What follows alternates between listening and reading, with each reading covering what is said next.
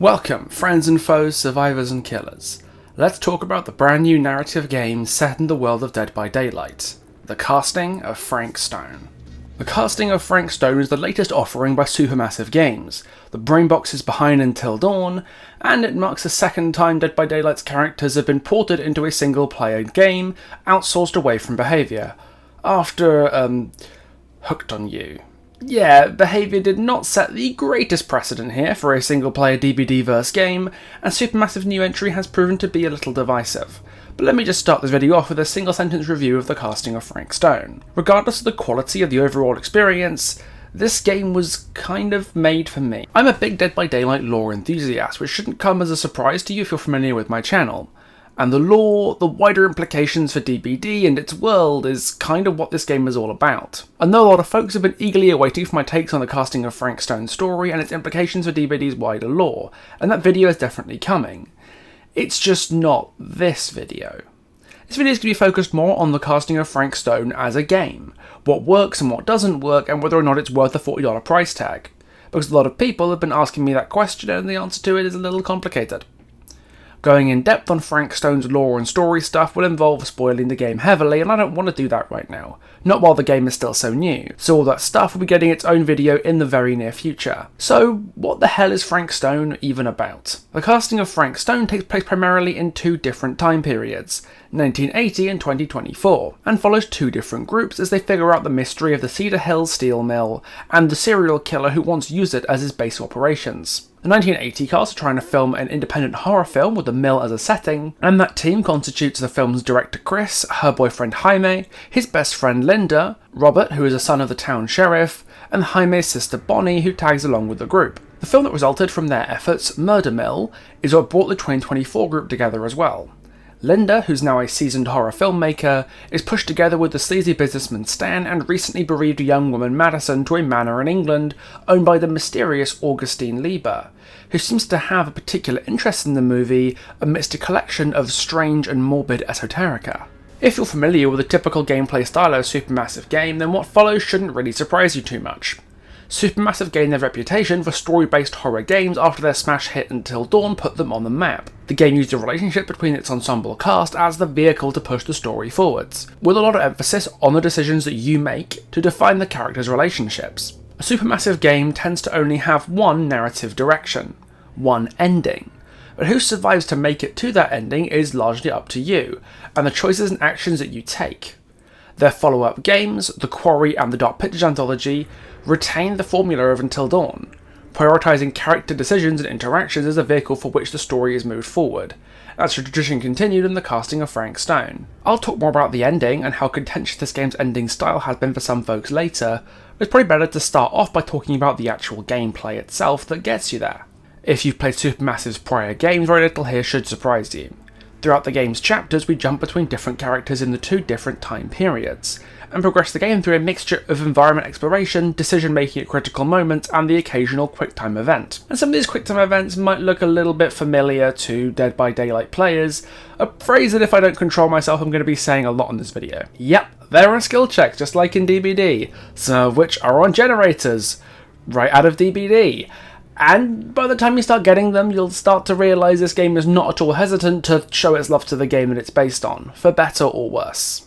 Just before the game's release, I heard that the Supermassive devs went into the casting of Frank Stone as a Dead by Daylight universe game first and foremost.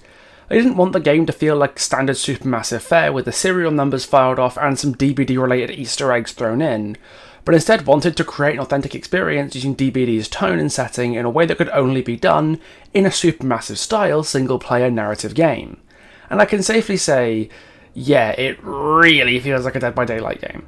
You can't go 30 seconds without being reminded that this game is a part of DBD's universe, and the more time you spend interacting with the environment, the more apparent that will become.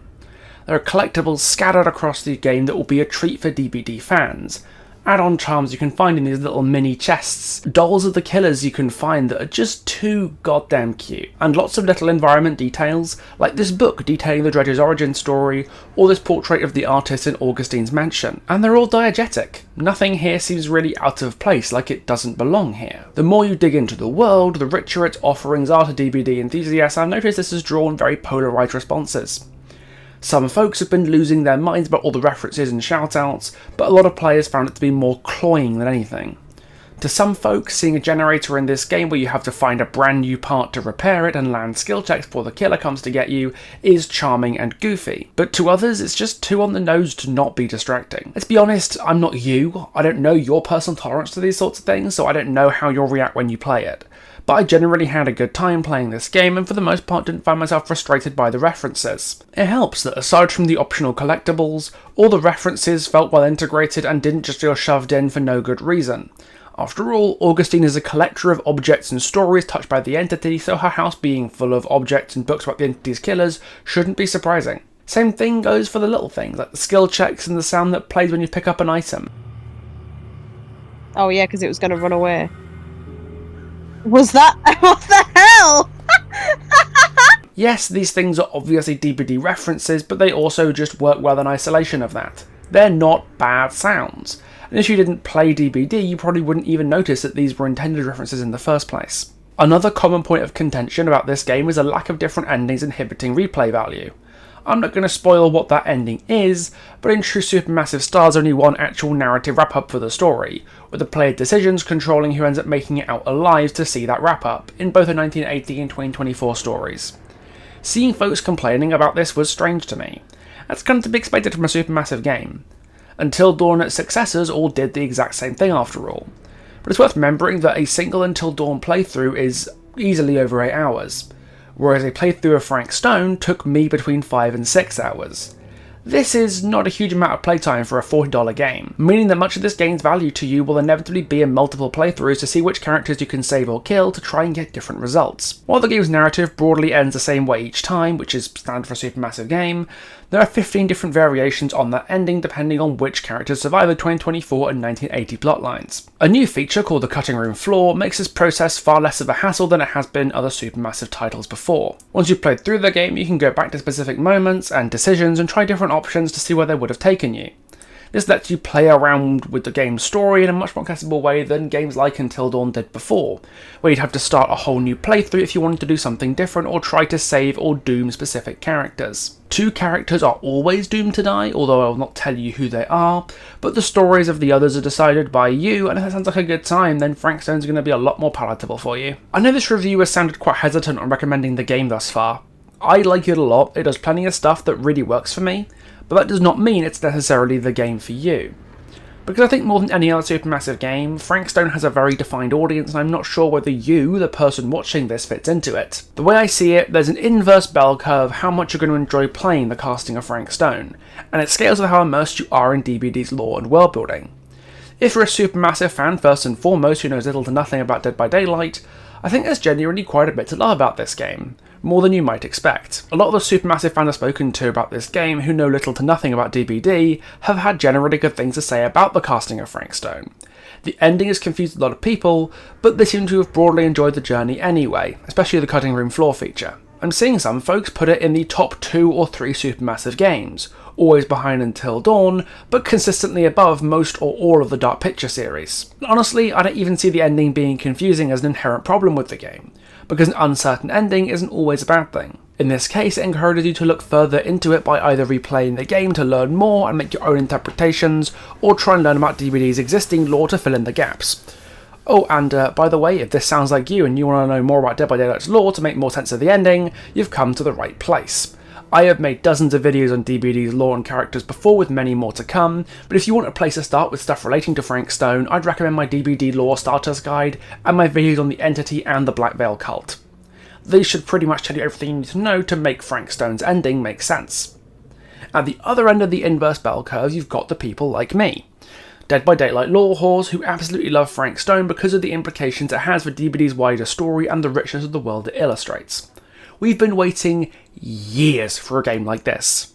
A view of Dead by Daylight's multiverse outside of the trials that appropriately showcases how the Entity and those who worship it can twist people and even whole worlds to their will. The references feel diegetic and charming. The Entity's involvement looming over the story gives it a wildly different atmosphere and set of stakes than the other Supermassive titles, and it makes a really good use of the unique elements of DBD's setting to tell a story that only the casting of Frank Stone could tell. If you're a regular viewer of my channel, or enjoy engaging with DBD lore however else you choose to, play The Casting of Frank Stone and I doubt you'll be disappointed. But it's the people in the middle who interest me the most. Folks I'm seeing who are giving the game pretty dire read-ups. And most of these people seem to be DBD enthusiasts who play the game regularly, in many cases full-time streamers, but don't tend to engage with DBD's lore very often outside of particular characters that happen to interest them.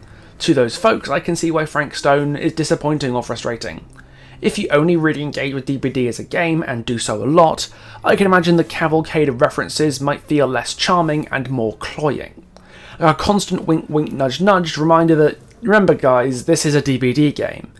If you've been exposed with Dead by Daylight for a while but don't engage much with the story, this game's probably going to be very frustrating for you, because you've already decided that DBD's world building and lore isn't something that you care about. So why would a game that lives and dies on that premise be interesting to you? This game probably just wasn't made for you. And that's okay, but also that's why I'm so unsure about recommending this game to people. The Casting of Frank Stone has an audience it will appeal to and an audience it won't. And the only person who can decide which audience you're a part of is you. Another point of contention that I've noticed is in the characters. The game has two different ensemble casts that you juggle between the time periods, and some people have found them difficult to click with, especially the 2024 cast. Part of this, I think, is the result of first playthrough syndrome. It's very easy to make a Supermassive character unintentionally annoying by the decisions you make not going quite the way you expected. Again, this is a time-honoured tradition that Supermassive has been doing since Until Dawn, and the kind of thing that I've noticed gets better on repeat playthroughs as you get a better sense for how well-rounded most of these characters can really be. I found myself getting genuinely invested in a lot of these character dynamics, and found that influenced the decisions I made instinctively. Like Jaime's insecurities about his relationship with Chris that made me feel for both of these characters. And that made me want to push Chris and Jaime together to have each other's backs once push came to shove. Even the characters who don't have as much depth, or who are fated to die in every playthrough, can still be fun to watch, and when I learned which two characters in particular could never be saved, I was quite disappointed. Which just goes to show that I do care about these characters, and what happens to them on some level. Supermassive has a particular writing style that they like to abide by, and these characters do feel very, Supermassive. So just like the rest of this game, they might not work for everyone, but they definitely work for me. Once again, the cutting room floor is a massive boon here. If you took a relationship decision in the story that you think ended poorly in an unsatisfying way, you can go right back and take it again and see where it ends up for you. The biggest issue with this game though, by far, is one that's pretty impossible to overlook. And regardless of how you engage with the game, it's probably going to piss you off. And that's the technical performance. This thing treats your PC with all the love and care of a saw trap.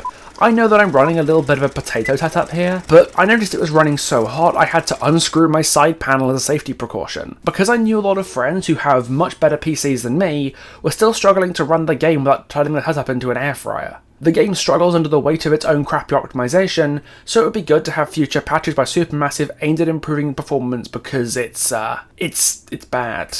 Really, really bad. This was not helped when the game came out on September the 3rd. Because Supermassive kind of forgot to upload the game to the Steam store. Meaning you could purchase the game, but couldn't actually download the 40 gig of game files until about 40 minutes after the game formally came out. It started the game off on rocky footings, but I still think if you're willing to give The Casting of Frank Stone a chance, the game might just surprise you. The Casting of Frank Stone was revealed in May 2023, as part of the Dead by Daylight 7th anniversary livestream to a significant amount of hype. But a lot has happened in the world of DBD since then, and I'm pretty sure most of the Dead by Daylight community just forgot about The Casting of Frank Stone until a few weeks ago, when the marketing started to ramp up and people realised what the pre-order bonuses were like. For some players, the bonuses alone were enough to secure an early purchase. 2 million blood points, the Frank Stone mask for the Trapper, and the Murder Mill shirts for the original Survivor cast. Not the worst haul when you're also getting an entire video game. But I think even in isolation, this game is worth a look into. Certainly if you've gotten this far into this video without knowing the game isn't for you, then I'd say it's worth picking up. Although at $40 or $50 for the deluxe edition, it might be worth waiting for a sale if you're not interested in the rewards. The Casting of Frank Stone is not for everyone. I know a fair few people will probably regret having paid full price for it, especially the deluxe version, but chances are you'll know whether Frank Stone is the game for you before spending a penny on it. It's a narrative game that demands you to see Dead by Daylight as a universe full of rich world building and lore first, and a game second. And if you can't do that, then, well, I have an idea of something else you can play instead. Okay, so that's all I can say about the casting of Frank Stone without diving into spoiler territory. Sorry that you guys waited quite a long time for a video that wasn't very long and that probably could have been more to it, but I was going to release this last week. And then somebody decided it'd be a good idea to shoot my favourite killer in the face. Unfortunately, PTB feedback needs to be done in a very short period of time, so I had to basically prepare the video up until PTB release day and then release Frank Stone afterwards. Nevertheless, I do hope you enjoyed this video, and if this does well, I'll definitely be doing more Frank Stone stuff in the future. Thanks again to my wonderful patrons to make all this stuff possible. You guys are genuinely helping me keep the lights on right now. And you'll be able to see this thank you message a day earlier than everybody else, because patrons get a day's early access to all my videos, along with some other cool shit, so if you're interested then do hop on the Patreon, the link is in the description. And regardless, thank you for watching, and I'll see you next week. Ta-ta for now.